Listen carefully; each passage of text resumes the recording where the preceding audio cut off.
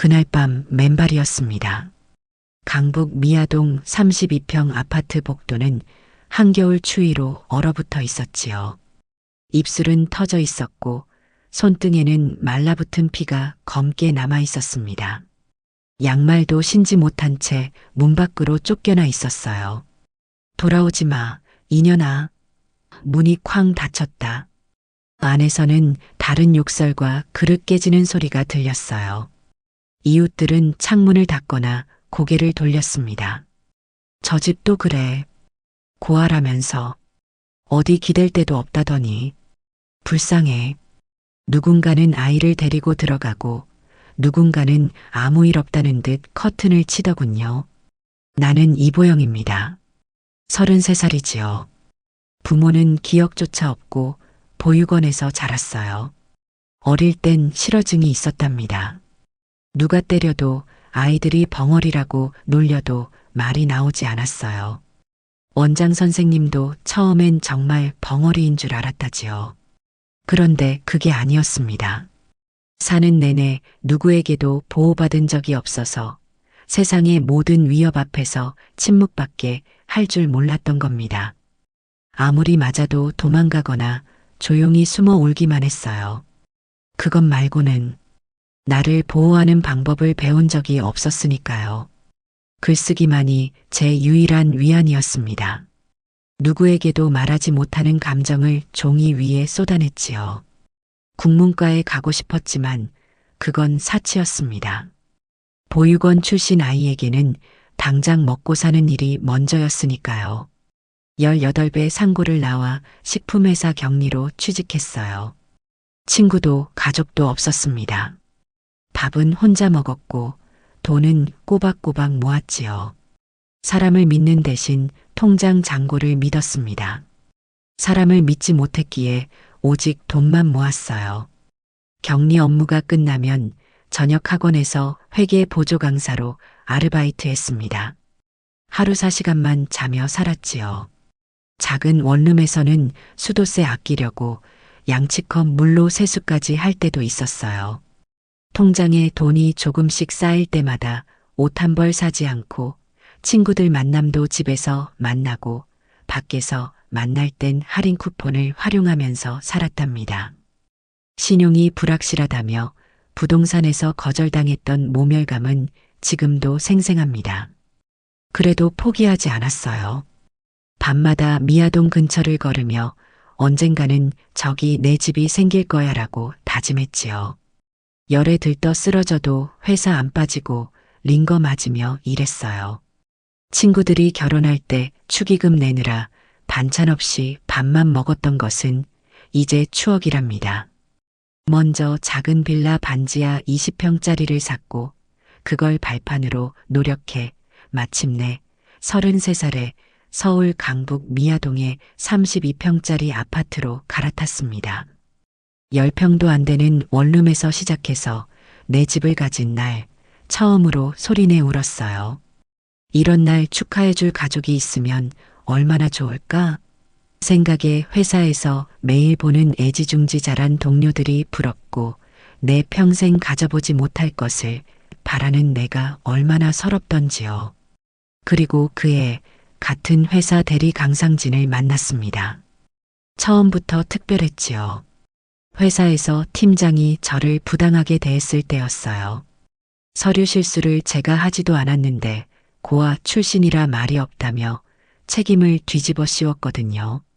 그때 강상진이 회의실에서 일어나 당당히 말했습니다. 이보영 씨는 실수한 적이 없습니다. 제가 봤어요. 실수한 건 김 과장님이시고 책임을 회피하시는 겁니다. 그날 퇴근길 비가 쏟아졌어요. 우산도 없이 버스 정류장에 서 있는데 누군가 머리 위로 우산을 씌워줬습니다. 강상진이었어요. 고아원에서 자랐다고 들었어요. 저도 어릴 때 아버지가 돌아가셔서 어머니 혼자 힘들게 키우셨거든요. 완전히 같진 않지만 조금은 이해해요. 처음으로 누군가 이해한다고 말해주었습니다. 그때부터 서서히 마음의 문이 열렸지요. 2달 뒤 갑작스러운 맹장염으로 회사에서 쓰러졌어요. 119 구급차가 왔지만 보호자가 없어 수술 동의서에 서명할 사람이 없었습니다. 그때 강상진이 병원으로 달려와 서명해 주었어요. 더 놀라운 건 다음 날 아침 병실에 그의 어머니가 찾아온 것이었습니다. 아들한테 전화 받았어. 고아라고 들었어. 처음엔 놀랐지만 내 아들이 좋다면 나도 좋아. 편견 없으니 걱정 마. 혼자 아프다고 들어서 마음이 아프더구나. 엄마 손이 그리울 텐데. 68세의 친정 엄마 같은 미소에 검버섯 핀 손으로 죽을 떠먹여 주셨어요. 사흘 동안 매일 병원을 찾아와 머리를 쓰다듬고 상진 씨의 어린 시절 이야기도 들려주고 몸을 씻겨주셨습니다. 4인실 병실이었는데 다른 환자들이 친엄마인 줄 알았다며 남자친구 엄마가 이렇게 잘하는 것을 보니 복받았다고 부러워했어요. 퇴원하는 날 저도 모르게 눈물이 흘렀어요. 우리 엄마도 이랬을까요? 그 말에 시어머니는 눈물을 참으며 저를 안아주셨지요. 이제 내가 내 엄마야. 걱정 마. 강상진의 청혼은 제 생일날이었어요. 회사 사람들 앞에서가 아니라 조용한 한강공원 벤치에서였지요. 돌 하나를 내밀었는데 그 위에 이보영, 평생 행복하자라고 적혀 있었습니다. 난 내가 혼자 살아온 거 알아. 앞으로는 내가 내 편이 되어줄게. 응? 망설였습니다.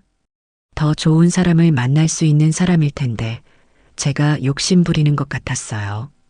난 든든하게 사위를 지원해줄 친정이 없어요. 단지 지금까지 성실하게 집 한 채 산 게 전부예요. 저보다 더 좋은 사람 만나세요. 강상진은 웃으며 말했어요. 그래, 내 집은 내 거야. 난 그냥 널 사랑해. 장인 장모 덕보고 결혼 생각할 만큼 쪼잔한 사람 아니야. 그리고 내가 갖고 있는 건 하나도 필요 없어. 결혼을 앞두고 그의 어머니는 매주 반찬을 싸들고 제 집을 찾아왔습니다.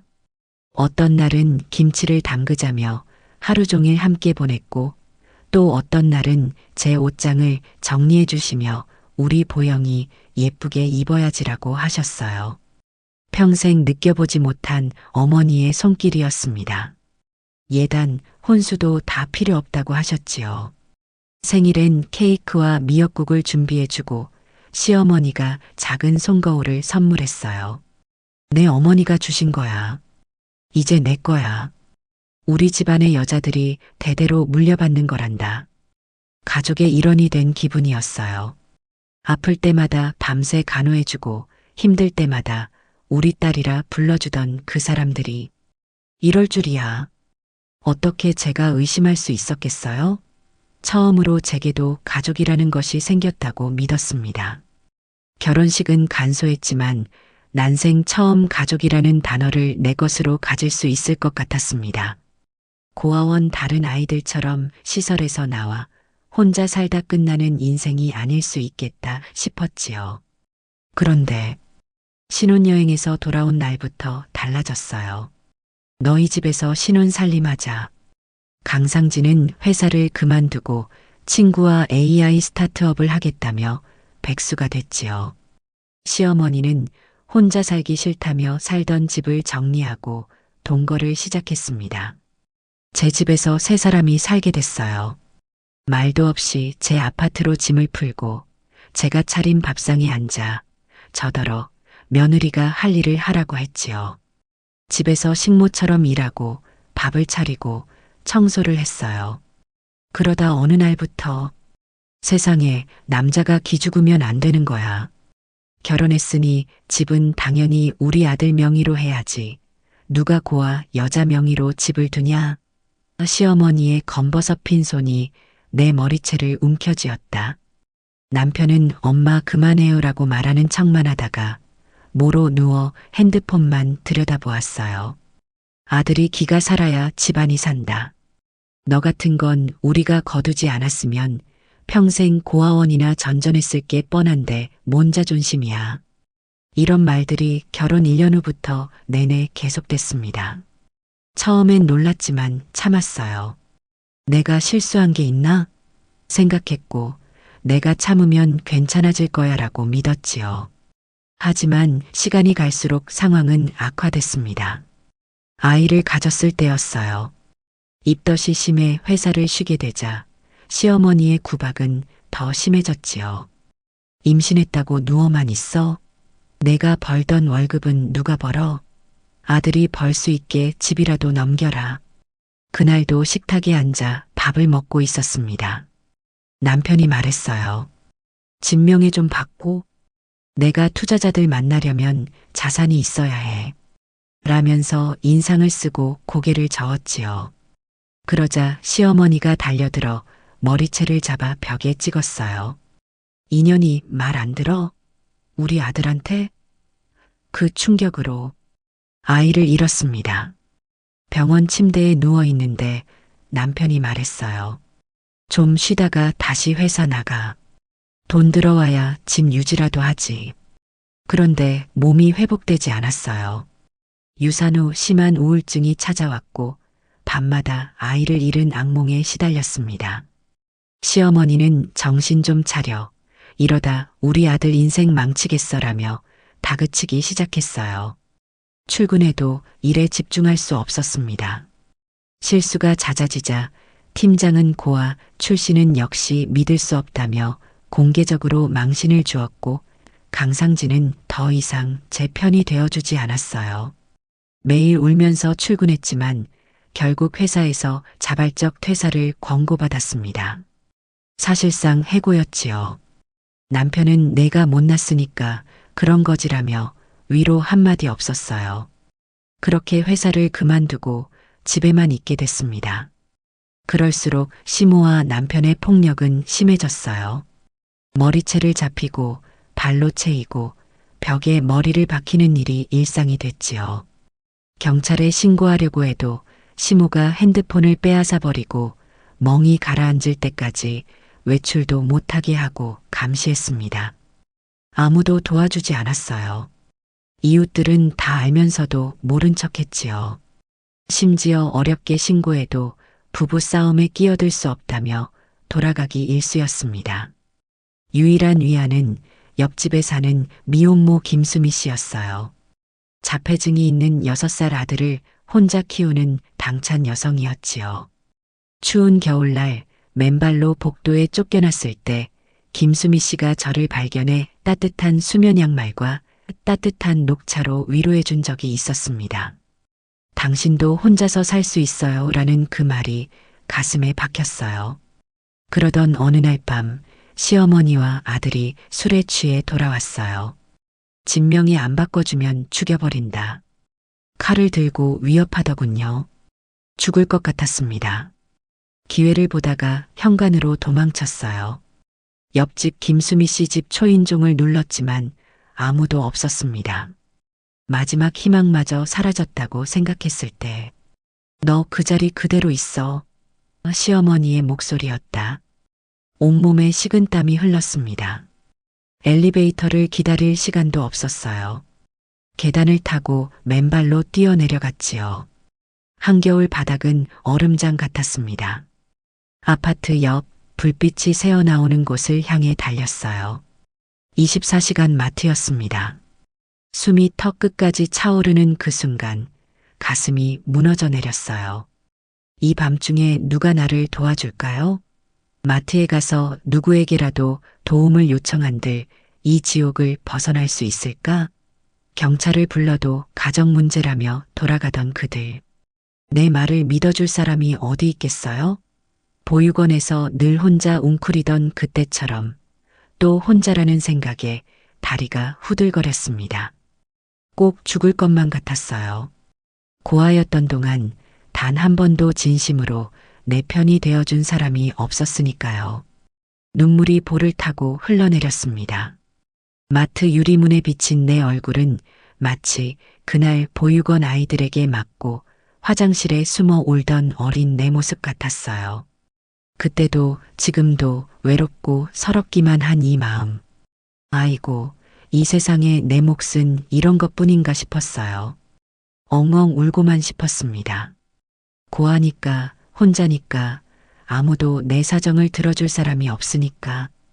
그 순간 이럴 때 옆집 수미 씨라도 있었으면 잠시 그 집에 숨어서 따뜻한 녹차 한 잔을 마실 수 있었으면 정말 좋았을 텐데 라는 생각만 들었어요. 그 집은 제게 피난처였고 동갑이었지만 수미 씨는 정말 든든한 친정언니 같았거든요. 저도 모르게 수미 씨를 부르며 엉엉 울고 있더라고요. 이럴 때 수미 씨를 부르며 울다니 제정신이 아니었어요. 그 순간 문득 작년 겨울 김수미 씨를 처음 만났던 날이 떠올랐어요. 처음 김수미 씨를 만난 건 작년 겨울이었습니다. 엄동설안에 쫓겨나 복도에서 덜덜 떨고 있을 때였지요. 시어머니의 집안에 기가 산다는 말과 함께 머리채가 잡히고 남편의 침묵 속에 현관문 밖으로 내던져졌어요. 한밤중 양말도 없이 맨발로 복도에 서 있었습니다. 괜찮으세요? 바로 옆집 1502호에서 나온 여자의 목소리였어요. 김수미 씨였습니다. 저와 동갑이었지요. 단정한 단발머리에 지적인 인상, 그리고 언제나 당당한 걸음걸이가 인상적인 여자였어요. 컴퓨터 공학과를 수석으로 졸업하고 대기업 IT 부서에서 일하는 프로그래머였습니다. 들어오세요. 감기 걸려요. 침묵 속에 그녀의 집으로 들어갔지요. 따뜻한 차가 기다리고 있었습니다. 김수미 씨는 제 발을 보더니 수면 양말을 꺼내왔어요. 하늘색, 토끼 모양이 그려져 있는 포근한 양털이 안에 달린 양말이었습니다. 이거 신어요. 아무것도 묻지 않을게요. 말하기 싫으면 말하지 않아도 돼요. 그날 처음으로 말문이 열렸지요. 고아원 이야기, 상고 졸업 후 격리로 일하며 열심히 모은 돈으로 산 집 이야기, 그리고 결혼 이후의 악몽 같은 나날들. 김수미 씨의 거실에는 컴퓨터공학과 수석 졸업장과 프로그래밍 대회 우승 트로피가 있었어요. 그리고 아이 사진도요. 유지석, 6살 자폐 아이였습니다. 김수미 씨는 자기 이야기도 해주었지요. 저도 힘든 시간이 있었어요. 남편과 시댁에서 자폐아를 고아원에 맡기자고 했을 때 그 순간 결심했죠. 아이를 데리고 이혼했어요. 혼자서도 살 수 있다는 걸 보여주고 싶었거든요. 김수미 씨의 아들 유지석은 특별했습니다. 자폐증이 있지만 한 번 본 것은 절대 잊지 않는 놀라운 기억력을 가졌어요. 책 한 페이지를 보여주면 모든 글자를 그대로 외웠습니다. 마트에 가서 과일 가격표를 보면 일주일이 지나도 한 달이 지나도 정확히 기억했지요. 유치원이 끝나고 매일 아파트 옆 마트에 가요. 직장에서 퇴근할 때까지 유치원 선생님이 잠깐 봐주시다가 제가 데리러 가죠. 마트에서 물건을 관찰하는 게 지석이가 가장 좋아하는 일과예요. 특히 새로운 전단지나 광고가 붙으면 그걸 읽고 또 읽고 사진 찍듯이 기억해요. 그날 밤 김수미 씨 집에서 처음으로 진짜 가족 같은 느낌을 받았습니다. 내가 쫓겨나 울고 있을 때 자기 집에서 녹차를 내려 건네며 그녀가 말했어요. 당신은 고아원 출신이라 약한 게 아니에요. 오히려 그 때문에 더 강해요.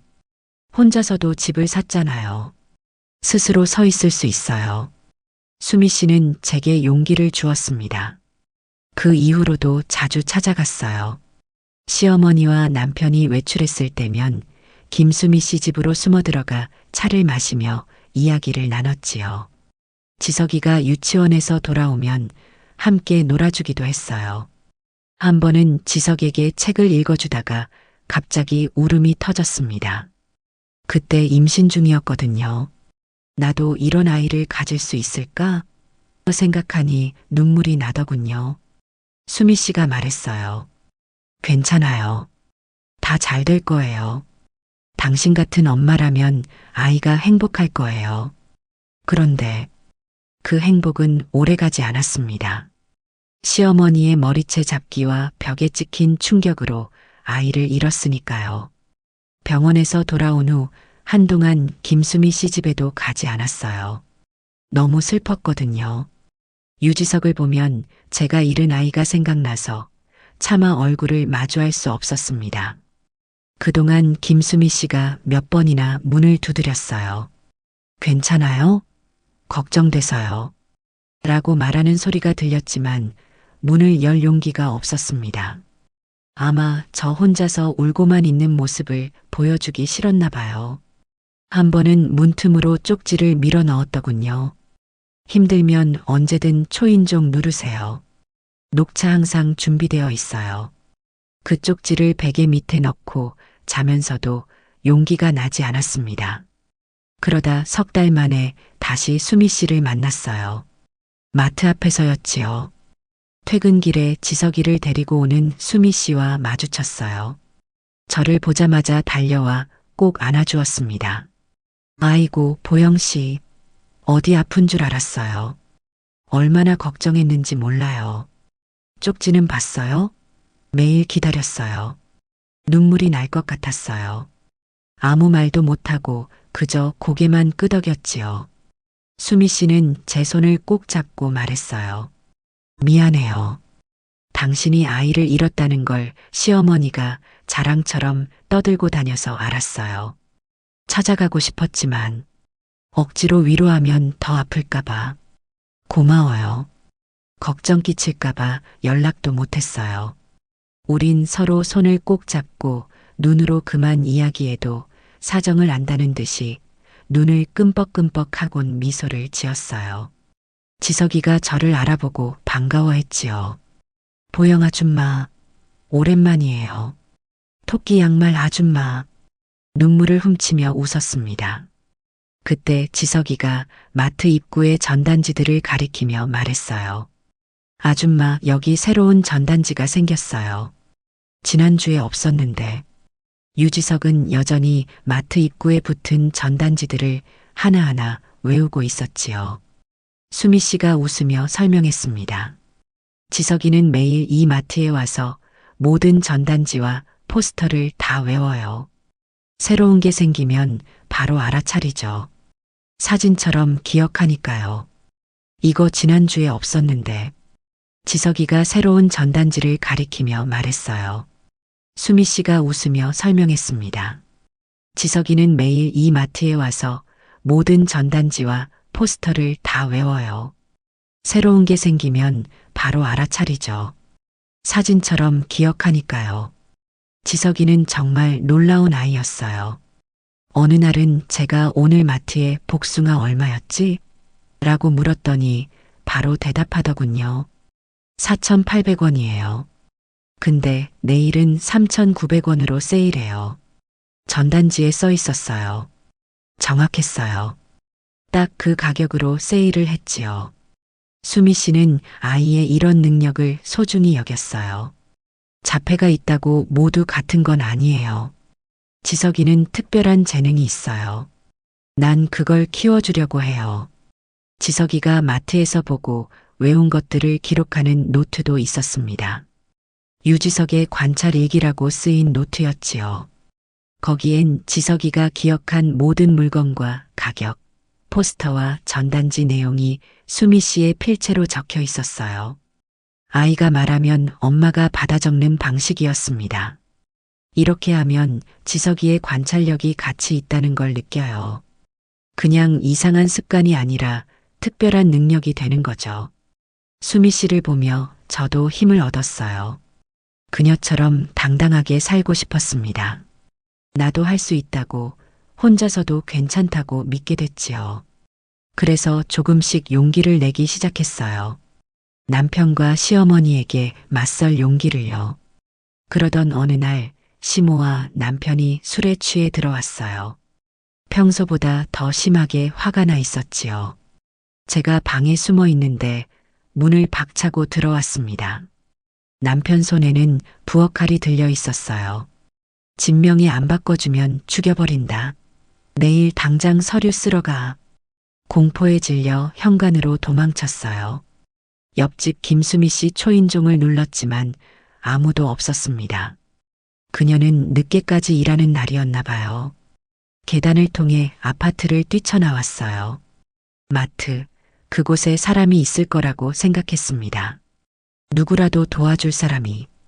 마트로 뛰어들어가는데 맨발에서는 피가 배어 나왔어요. 제 기도가 통했던 걸까요? 정말 눈앞에 딱 수미 씨와 지석이가 있었어요. 늦은 밤 마트 마감 세일을 구경하러 가자고 지석이가 또 졸랐던 모양이었어요.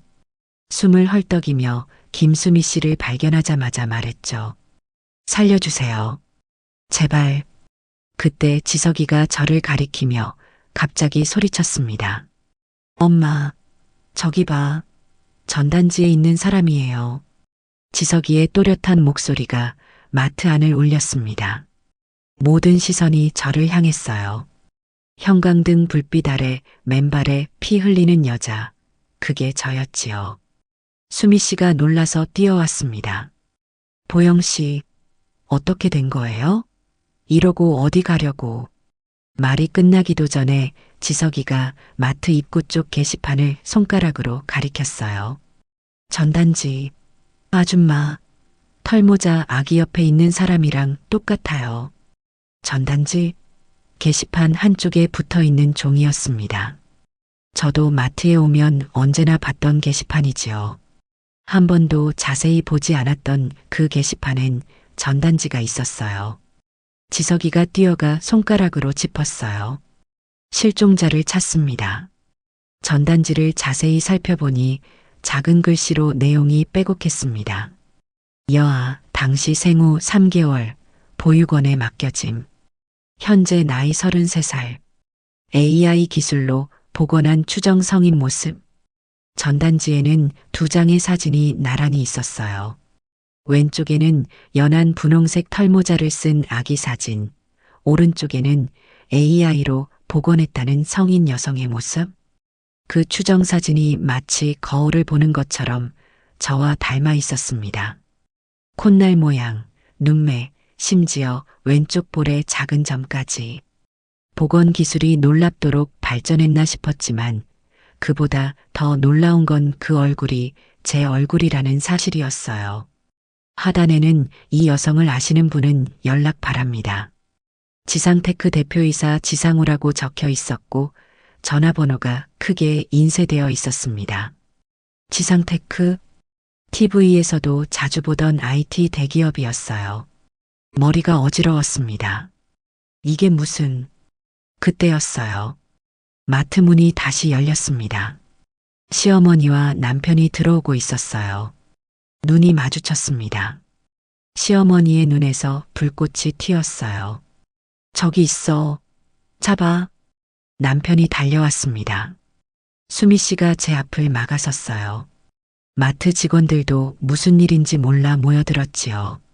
시어머니가 소리쳤습니다. 저 여자는 우리 며느리예요. 정신이 이상해서 약을 먹어야 하는데 도망쳤어요. 남편도 거들었어요. 미안합니다. 제 아내인데 정신질환이 있어서 제가 데리고 갈게요. 순간 수미 씨가 제 팔을 꽉 잡았습니다. 그녀의 목소리는 차분했지만 단호했어요. 잠깐만요. 경찰이 오기 전까지는 아무도 이분을 데려갈 수 없습니다. 시어머니가 화를 냈어요. 내가 뭔데 참견이야. 고아원 출신이라 정신이 불안정해서 그래. 우리가 걷어준 것도 모르고. 수미 씨는 이미 전화를 걸고 있었어요. 그런데 112번이 아니었습니다. 전단지에 적힌 번호였어요. 여보세요? 실종자 찾는다는 전단지 보고 전화드립니다. 여기 그 사람이 있어요. 네, 지금 응급 상황입니다. 빨리 와주세요. 마트 매니저가 구급상자를 들고 왔고 누군가는 수건으로 내 발을 감싸주었습니다. 시어머니와 남편은 욕설을 퍼부으며 저를 데려가려 했지만 이미 마트 직원들이 출구를 막고 있었어요. 전단지에 있는 사람이 맞지? 엄마, 지석이가 궁금한 듯 물었습니다. 수미 씨가 아이의 머리를 쓰다듬으며 말했어요. 응, 지석이가 또 특별한 일을 해냈네. 엄마 아들 짱이야. 아들의 눈높이에 맞춰 앉아서 손으로 엄지척을 해주는 다정한 엄마 수미 씨였어요. 저는 다정한 모자의 그 모습을 보면서 미소 지으면서도 어지러웠습니다. 다리에 힘이 풀렸어요. 긴장이 풀렸나 봐요. 바닥으로 무너지는 순간 누군가 저를 받아주었습니다. 정장 차림의 젊은 남자였어요. 괜찮으십니까? 의사를 부를까요? 일시적인 긴장 풀림이라고 누군가가 이야기하는 소리를 들으면서 정신이 아득해지면서 마지막으로 들었던 건 시어머니의 울부짖음이었습니다. 이거 납치야. 우리 며느리를 데려가면 어떡해. 얼마나 시간이 흘렀을까요? 정신을 차렸을 때는 낯선 차 안이었습니다. 고급 세단이었어요. 뒷좌석은 부드러운 가죽이었고 의자의 온도는 적당히 따뜻했지요. 차 창문 밖으로 도시의 불빛이 스쳐 지나갔습니다. 깨어나셨군요. 앞좌석에서 정장 차림의 젊은 남자가 미소를 지었어요. 마트에서 저를 잡아준 그 사람이었습니다. 괜찮으세요? 병원부터 가실래요? 아니면 바로 회장님께 모셔갈까요? 회장님? 무슨 말인지 이해할 수 없었습니다. 여기가 어디인가요? 수미 씨는요? 김수미 씨는 따로 모셨습니다. 걱정 마세요. 지금은 안전하십니다. 차는 계속 달렸어요. 서울 강남 쪽으로 향하는 것 같았습니다. 차창 밖으로 한남대교가 보였지요. 어디론가 계속 가고 있었어요. 하지만 이상하게도 공포는 사라지고 있었습니다. 정적 속에서 질문만 떠올랐어요. 그 전단지. 왜 제 얼굴이 있었나요? 그리고 그 아기는 누구죠? 젊은 남자가 백미러로 저를 바라보며 조용히 말했습니다. 그 아기가 바로 당신입니다. 회장님께서 찾으신 딸이십니다. 수아 씨. 깜짝 놀랐어요. 수아요? 제 이름은 이보영인데 원래 이름은 수아였습니다. 이보영은 보육원에서 지어준 이름일 거예요. 차가 멈췄습니다. 강남 한복판 고층 빌딩 앞이었어요. 지상테크 간판이 보였습니다. IT 기업으로 유명한 회사였지요. 도착했습니다. 회장님께서 기다리고 계세요. 엘리베이터로 60층까지 올라갔습니다. 유리로 된 사무실이 눈에 들어왔어요. 대기실에서 젊은 비서가 회장에게 조용히 보고하는 소리가 들렸습니다. 수아일지도 모르는 분을 찾았습니다. 마트 CCTV도 확보했습니다. 그 안에는 한 남자가 서 있었지요. 지상우 회장은 떨리는 손으로 안경을 고쳐 썼어요. 60대, 백발이 섞인 머리에 깊은 주름이 있었지만 위험 있는 모습이었습니다. 그는 차분함을 유지하려 애쓰는 것 같았어요. 너무 성급하게 기대하지 마세요. 수십 번의 오보가 있었으니까요. 비서가 다시 한번 회장님을 향해 주의를 주고 나갔습니다. 회장님이 저를 바라봤습니다. 한 발 뒤로 물러서더니 눈물을 참는 것 같았어요. 회장님이 천천히 다가왔어요. 그의 눈에는 눈물이 고여 있었습니다. 수아야. 남자는 가까이 와서 내 얼굴을 바라봤어요. 손을 뻗어 제 뺨을 살짝 만지려다 멈췄습니다. 떨리는 손이었어요. 회장님의 목소리가 떨렸습니다. 나는 지상우라고 해. 경기고 출신으로 카이스트 대학에서 컴퓨터를 전공했지. 너의 아버지란다. 정말 엄마를 너무 많이 닮았구나. 머릿속이 하얘졌습니다. 아버지라고요? 고아인 제게 어떻게 아버지가. 이해할 수 없었어요. 아버지라고요? 이게 도대체 무슨 소리인지. 왜 지금에서야 저를 찾으신 거예요? 35년이나 지났는데. 지상우 회장은 탁자에 앉으며 깊은 한숨을 내쉬었습니다. 혹시 이 사진 속 사람을 사진으로라도 본 적이 있을까? 그가 벽에 걸린 액자를 가리켰습니다. 청순한 20대의 여성이었어요. 모르겠어요. 누구신가요? 옷만 다르지 내 사진이라고 해도 믿을만 했어요. 이수정이라고. 너희 어머니일지도 모르는 사람이야. 눈앞이 흐려졌습니다. 어머니 라는 단어가 낯설게 들렸어요. 지상우 회장이 다시 물었습니다. 혹시 보육원에서 함께 있던 물건이 있었나요? 특별한 물건. 털모자요. 제 입에서 저도 모르게 나왔습니다. 원장님이 제게 유일하게 남겨진 거라고 항상 말씀하셨어요. 작고 연한 분홍색. 지상우 회장의 눈에서 눈물이 흘렀습니다. 그는 서랍에서 작은 나무 상자를 꺼냈어요. 천천히 열자 그 안에는 낡은 털모자가 있었습니다. 작고 연한 분홍색. 제가 기억하는 제가 가지고 있는 그대로였어요. 작년까지 나는 내가 있는지조차 몰랐단다. 그의 목소리가 떨렸습니다. 어머니가 돌아가시기 전 임종 직전에야 알게 됐어. 회장은 털모자를 조심스럽게 들어보였습니다. 이건 쌍둥이 모자였어. 내 어머니가 같은 털실로 2개를 떴대. 하나는 너와 함께 보육원에 남겨졌고 다른 하나는. 그의 목소리가 떨렸습니다. 다른 하나는 내 어머니가 가져왔던 거야.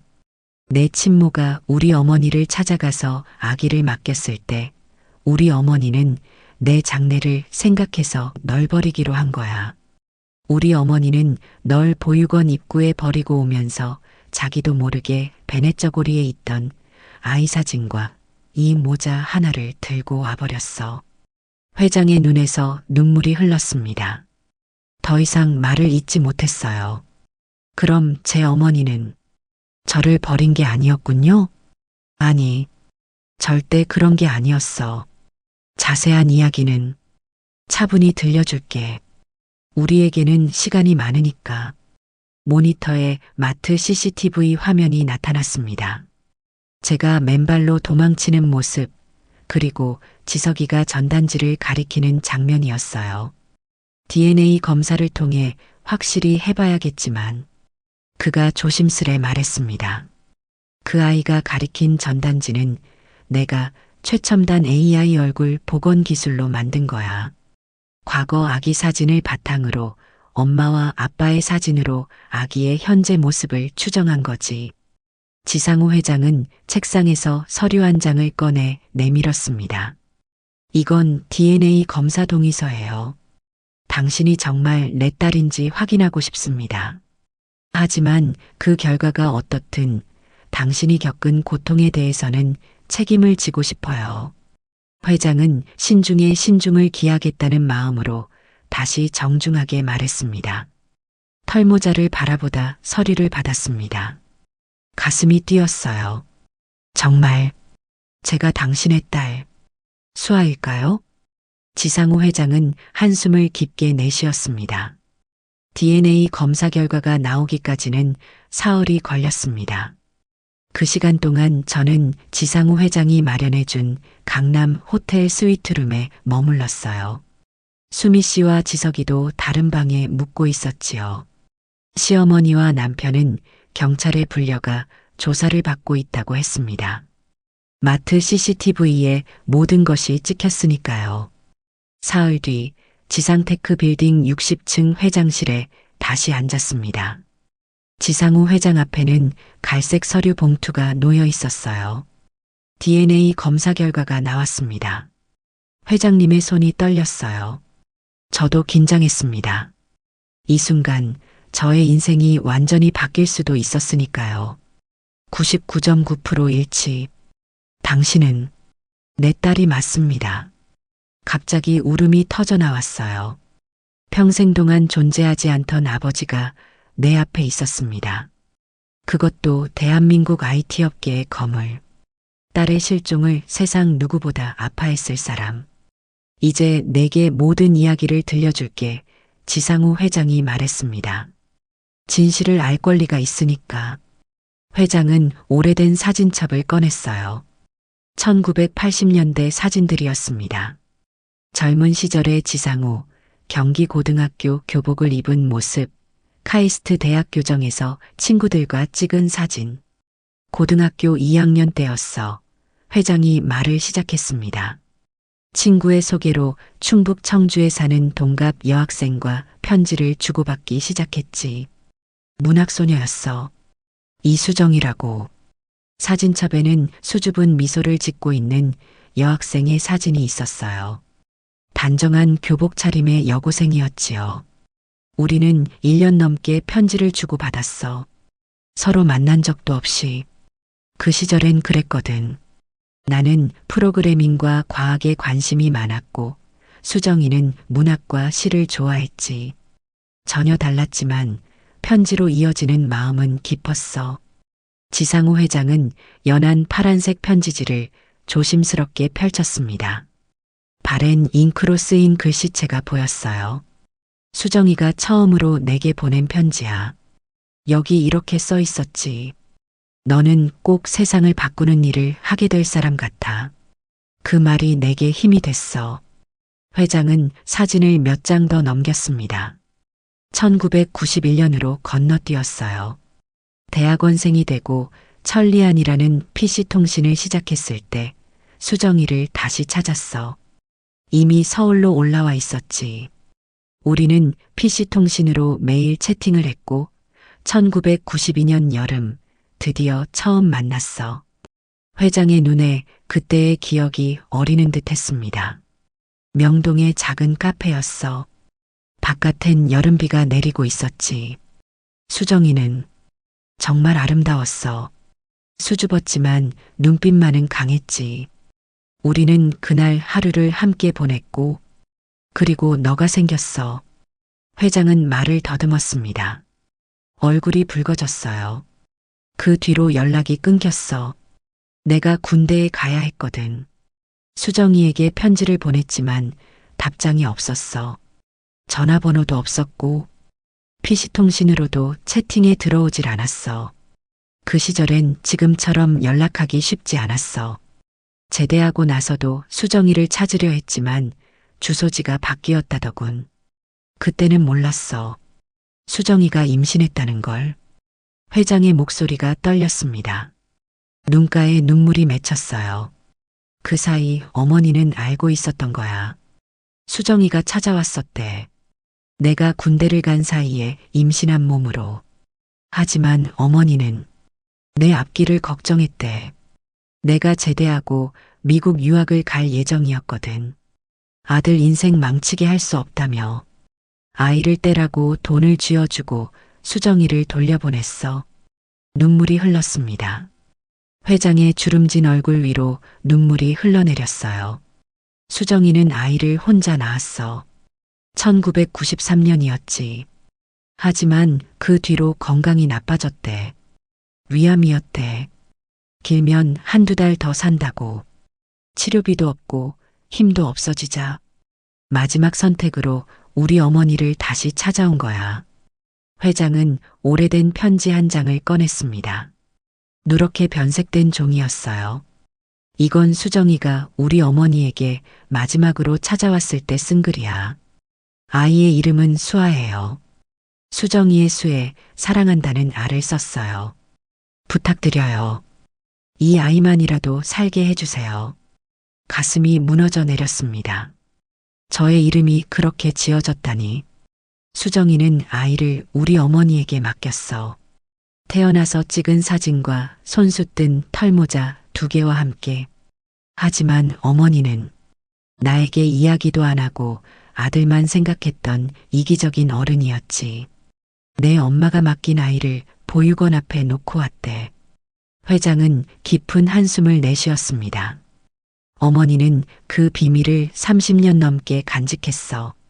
나는 아이가 있는지도 몰랐고 수정이가 어떻게 됐는지도 몰랐지. 내 인생은 앞만 보고 달렸으니까. 실리콘밸리에서 AI 기술을 연구하고 회사를 세우고 성공했지. 하지만 결혼도 실패했고 자식도 없었어. 회장은 마지막 사진을 보여주었습니다. 병상에 누운 노인의 모습이었어요. 작년 어머니가 말기암으로 병원에 입원했어.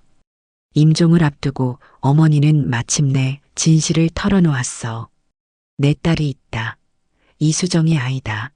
내가 보육원에 맡겼다. 처음엔 믿을 수 없었어. 그리고 어머니가 30년간 보관해온 뭔가를 건네주셨지.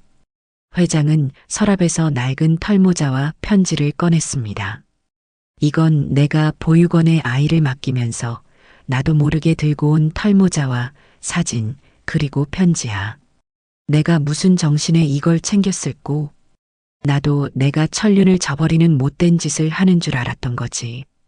어머니는 내게 이렇게 말했어. 나 때문이야. 내가 결혼도 실패하고 자식도 없이 이 나이까지 혼자 사는 것을 보니 내 죄야. 미안하다 아들아. 그리고 돌아가셨어. 눈물이 멈추지 않았습니다. 저도 회장도. 그날부터 나는 미친 듯이 널 찾기 시작했어. 보육원 기록을 뒤지고 AI 얼굴 복원 기술을 총동원해서 아기 사진으로 현재 모습을 예측했지. 전국에 전단지를 뿌리고 프로그램도 만들었어. 온라인뿐만 아니라 우리와 광고 제휴한 모든 대형마트까지 전단지를 뿌렸지. 그리고 마침내 유지석이라는 특별한 아이의 눈에 내가 들어온 거야. 회장은 저의 손을 조심스럽게 잡았습니다. 회장은 떨리는 목소리로 제 손을 조심스레 잡았습니다. 그의 눈에서는 눈물이 멈추지 않고 흘러내렸어요. 수아야. 목이 메어 잠시 말을 삼켰습니다. 우리 딸아. 내 엄마는 널 너무 사랑했어. 마지막 숨이 끊어질 때까지도 널 생각했단다. 그 작은 털모자에 담긴 엄마의 사랑이 느껴지니? 회장은 주름진 손수건으로 눈물을 훔치며 계속했습니다. 이 아비는 수십 년 동안 딸이 있는지도 몰랐다네. 알았다면 세상 끝까지라도 찾아 나섰을 거야. 우리 딸이 고아원에서 자라고 그런 시간을 혼자 견뎌야 했다니. 목소리가 완전히 갈라졌습니다. 그러더니 회장은 두 손으로 얼굴을 가렸어요. 널 버린 게 아니란다. 내 엄마는 널 살리려 자기 목숨을 버렸고 이 못난 아비는 몰랐을 뿐이야. 이제라도 우리 딸로 인정해 주겠니? 아비를 용서해 주겠니? 아버지의 손을 꼭 잡았습니다. 눈물 너머로 작은 미소가 번졌어요. 내 아버지. 그리고 지상우 회장의 눈에서 더 많은 눈물이 흘러내렸습니다. 우리는 서로를 바라보았어요. 수많은 감정이 교차하는 순간이었지요. 그런데 갑자기 사무실 문이 요란하게 열렸습니다. 이보영, 내가 감히 어디서? 문간에 시어머니와 남편이 서 있었어요. 악몽 같은 얼굴들이 현실에 나타났어요. 온몸이 떨렸지요. 시어머니의 검버섯 낀 손이 제 손목을 잡으려고 뻗어왔습니다. 이게 무슨 짓이야? 남의 며느리를 데려다 이런 거짓말을 해? 우리 며느리 데려가면 어떡해? 남편 강상진도 거들었어요. 보영아, 이게 다 무슨 소리야? 집에 가자. 이 사람들 말 들으면 안 돼. 믿을 수 없었습니다. 칼로 협박하고 맨발로 도망치게 한 그 사람들이 아버지를 처음 만난 이 순간에 나타나다니요. 어떻게 알고 찾아온 걸까요? 하지만 지상우 회장은 침착했어요. 버튼 하나를 눌렀더니 경호원들이 들어왔습니다. 이분들을 회의실로 안내해드리죠. 내 딸에게 한 행동들을 설명할 기회를 드리겠습니다. 시어머니가 소리쳤습니다. 뭐, 딸, 무슨 소리야? 이 여자는 우리 며느리고 고아원 출신이야. 정신 이상자라니까. 지상우 회장은 흔들리지 않았어요. 경호원, 이분들 모시고 가세요. 부드럽게요. 시어머니와 남편이 회의실로 끌려가는 동안 아버지는 저에게 말했습니다. 내가 겪은 일을 알려줄래? 모든 걸 말이야. 이제 아무도 널 해치지 못해. 눈물을 닦으며 모든 이야기를 했어요. 보육원에서의 실어증, 상고 졸업 후 10년 넘게 야근하며 모은 돈으로 산 32평 아파트, 결혼 후 시작된 악몽 같은 나날들, 아이를 잃은 일, 김수미와의 만남, 맨발로 도망친 그날 밤까지 모든 것을요. 아버지의 얼굴이 점점 굳어졌습니다. 말을 마치자 그는 천천히 일어섰어요. 함께 가자. 회의실로 가는 길에 아버지가 제게 속삭였어요. 너무 걱정 마라. 내가 다 해결할게. 회의실 문을 열자 시어머니와 남편이 앉아 있었습니다. TV 화면에는 마트 CCTV 영상이 나오고 있었어요. 맨발로 피 흘리며 도망치는 제 모습이었습니다. 이게 뭐죠? 아버지가 물었어요. 시어머니가 변명했습니다. 원래 부부싸움은 칼로 물베기라고 그러잖아요. 우리도 이해해 주세요. 사실은 보영이가 정신이 불안해서 아버지는 잠시 말없이 그들을 바라보았습니다. 그러더니 갑자기 활짝 웃으며 말했어요. 아, 그렇군요. 제 딸이 그동안 많이 힘들었을 텐데 그래도 잘 돌봐주셨네요. 정말 감사합니다. 시어머니와 남편은 어리둥절한 표정이었지만 곧 안도의 미소를 지었어요. 역시 대기업 회장님은 달라도 다르시네요. 이해심이 넓으시고 시어머니가 아첨하듯 말했습니다. 아버지는 테이블 위에 명함을 하나 올려놓았어요. 당신들의 헌신에 꼭 보답하고 싶습니다. 일주일 후에 다시 만나 적절한 보상을 논의했으면 합니다. 어떠신가요? 남편의 눈이 반짝였습니다. 물론이죠. 정말 감사합니다. 저희도 사실 AI 사업 투자자를 찾고 있었는데. 그렇군요. 흥미롭네요. 아버지가 미소를 지으며 말했어요. 그때까지 머무실 호텔은 제가 준비해 드리겠습니다. 제 딸은 당분간 저와 함께 있을 겁니다. 시어머니는 기쁨을 감추지 못했어요. 아이고, 이렇게 대접해 주시다니. 딸 삼고 싶었는데 정말 딸이 됐네. 그들이 떠난 후 아버지는 비서를 불러 지시했습니다. 모든 자료를 모아 일주일 안에 완벽한 증거를 준비해. 일주일 후 같은 회의실. 아버지는 책상 위에 검은 가방을 올려놓았어요. 그리고 열었습니다. 안에는 서류 뭉치가 가득했어요. 이 일주일 동안 제 팀이 모은 자료입니다. 보시겠습니까? 이보영, 아니 내 딸 수아가 남긴 일기장입니다. 그리고 병원 기록, 직장 동료들의 증언, 아파트 경비원 진술, 김수미 씨가 녹음한 음성 파일, 그리고 아버지는 깊은 한숨을 내쉬었습니다. 당신들이 보영이 명의 아파트를 가로채려 했던 모든 증거입니다. 남편의 얼굴이 창백해졌어요.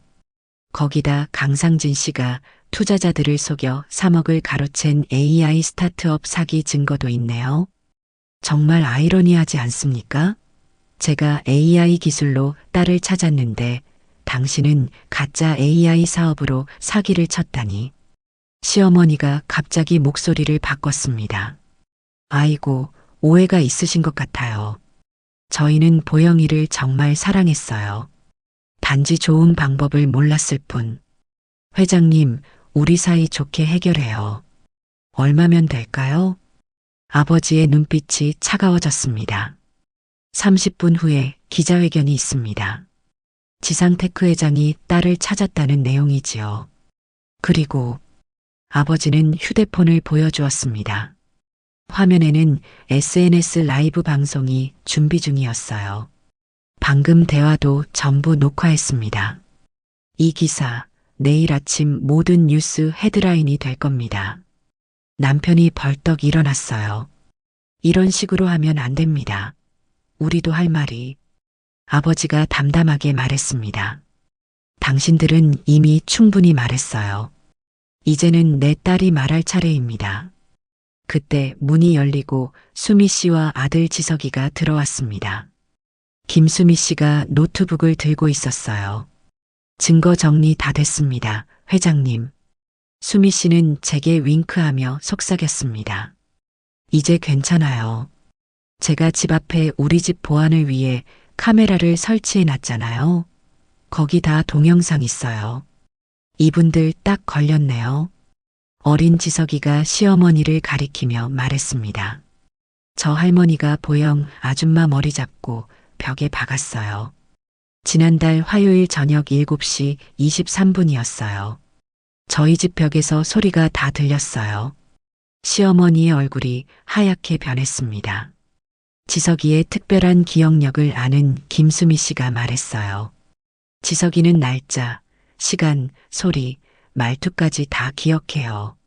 기록 노트가 있으니 법정에서 증거로도 인정받을 수 있는 특별한 능력이죠. 아버지가 말했습니다. 강상진 씨, 그리고 아주머니. 이제 2가지 선택지가 있습니다. 첫째, 공개적으로 사과하고 법의 심판을 받는 것. 둘째, 사과조차 거부한다면 더 큰 망신과 처벌을 받는 것. 어느 쪽을 선택하시겠습니까? 시어머니가 갑자기 무릎을 꿇었습니다. 잘못했어요. 다 제 잘못이에요. 아들아, 어서 무릎 꿇어. 이러다 감옥 가. 남편도 어쩔 수 없이 무릎을 꿇었지만 그의 눈에는 분노만 가득했어요. 다음 날 모든 뉴스와 SNS는 지상테크 회장 33년 만에 잃어버린 딸 상봉 소식으로 가득 찼습니다. 그리고 그 옆에는 시댁폭력의 맨발로 도망친 고아, 며느리, 알고 보니 IT 재벌 딸이라는 제목의 기사가 실렸지요. 서초동 법원 앞. 시어머니와 남편이 경찰과 함께 걸어 들어가는 모습이 전국에 생중계됐습니다. 기자들이 질문을 쏟아부었어요. 시어머니 윤영숙 씨, 며느리가 재벌 딸인 줄 알았다면 그렇게 학대했을 겁니까?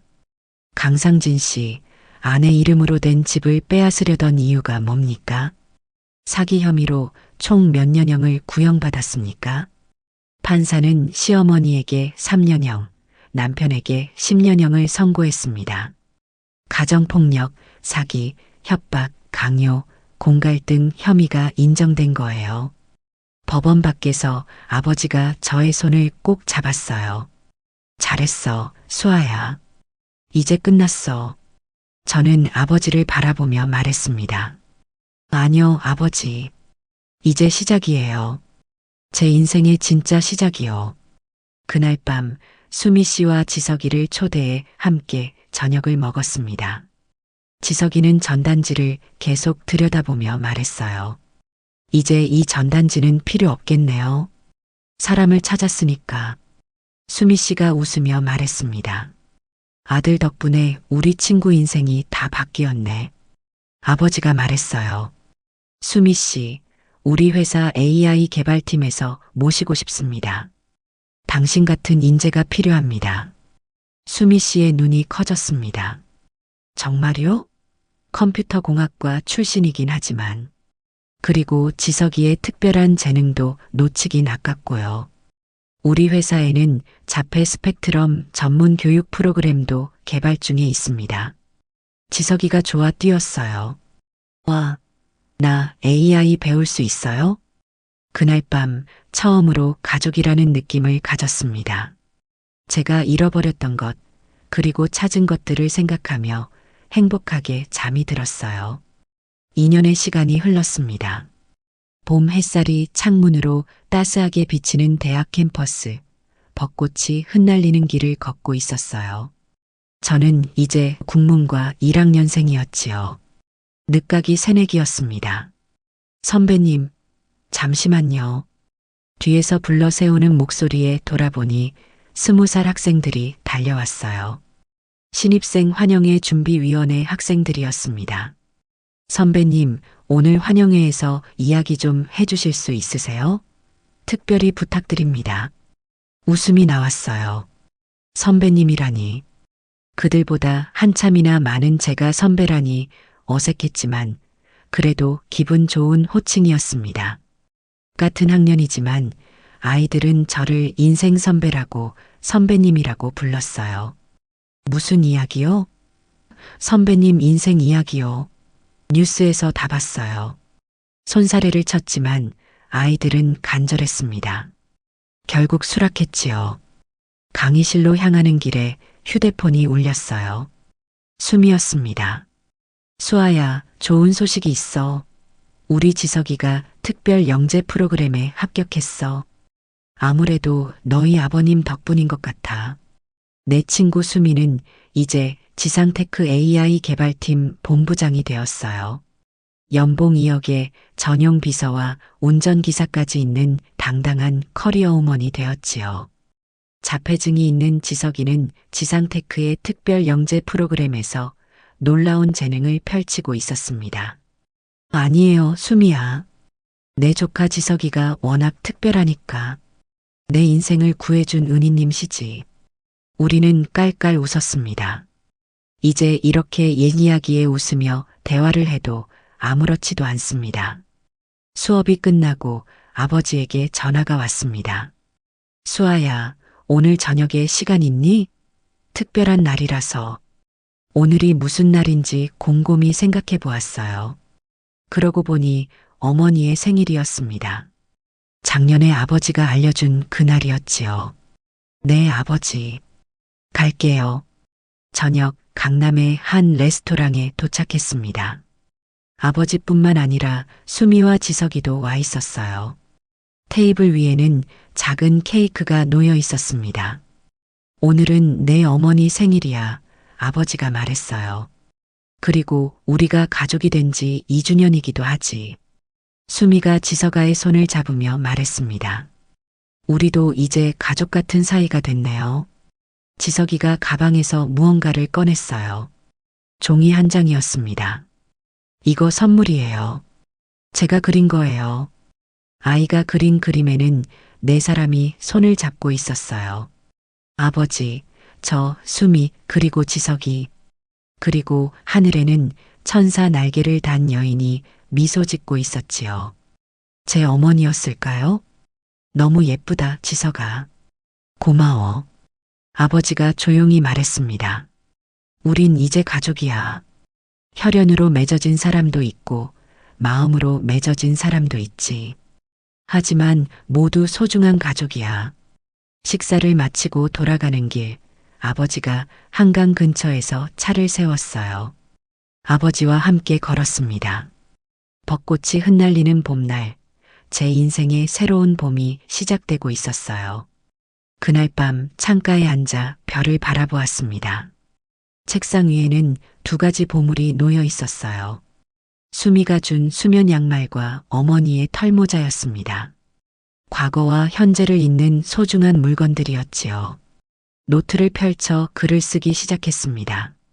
내 이름은 수아입니다. 잊혀졌지만 결코 버려지지 않았던 사람입니다. 이제 저는 제 이야기를 씁니다. 누군가에게 잊혔다고 느껴졌던 순간에도 나는 잊히지 않았던 사람이었다는 이야기를. 그렇게 저의 인생은 새로운 페이지를 넘기고 있었습니다. 맨발로 도망치던 그날 밤의 절망에서 이제는 봄빛 가득한 희망의 나날로 말입니다. 오늘 이야기가 마음에 드셨다면 좋아요와 구독, 알람 설정 잊지 마세요. 또 이야기를 보시고 마음에 남은 장면이 있으셨다면 댓글로 나눠주세요. 선생님의 한마디가 또 다른 분께 깊은 울림이 될 수 있습니다. 늘 감사합니다. 건강이 최고입니다. 하루 한번 운동 잊지 마셔요.